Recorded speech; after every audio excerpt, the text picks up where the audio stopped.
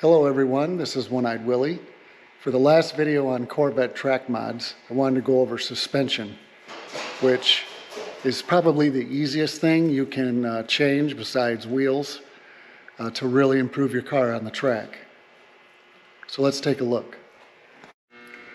So before you get started with doing a bunch of upgrades like I've done here, you're going to want to change your upper and your lower control arm bushings.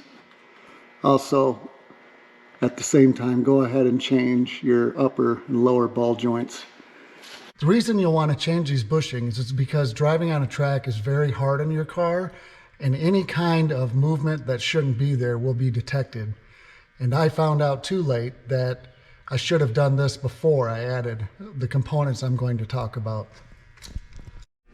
So one of the first components that everyone will talk about is your sway bar. You can see it here attached.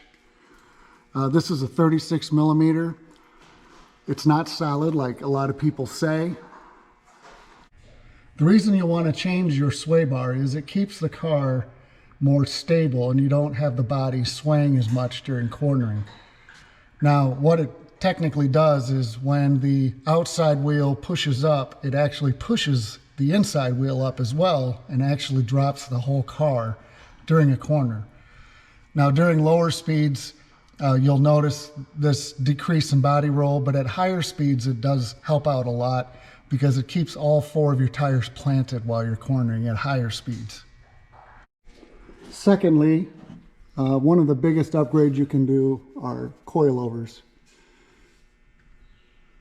Now what the coilovers do is they provide more downforce onto the ground to increase the pressure per square inch on your tire so you can get the maximum grip possible during any kind of turning, accelerating, or braking. Now some are adjustable where you can lower and increase your ride height. Some you can adjust your spring tension, and then others you can even adjust your shock pressure as well. One problem with the C4, C3 and C2, I believe, is that everything ties to the rear end differential. So the rigidity of your rear end is determined by two bushings that hold the bat wing in, and also the two bushings that hold the trailing arms on both sides. Those are the only parts that actually tie to the frame, and if those have any kind of wear in them, you're going to have an unstable rear end like I have. But one of the changes you'll want to make, possibly, is the rear leaf spring. This is a Hyperco, their most aggressive one, which is a little too much in my opinion. And the reason I know that it's too aggressive is I had to add QA1 adjustable shocks just to keep the back end from bouncing because the down pressure was so great. Now if you have the money, you can get coilovers that bolt in here and go right up to the frame up there, which is probably a much better option than what I've chosen here. But the effect of a leaf spring with a greater poundage rating is that, again, it will exert more pressure down. Unfortunately though, as this gets higher, it also doesn't allow the car to shift its weight to the back as much, which if you're drag racing is not what you want. You actually want a softer spring so that all the weight will transfer to the back. And you'll notice if you have too much, because the back end will want to fishtail a lot, especially when coming out of corners.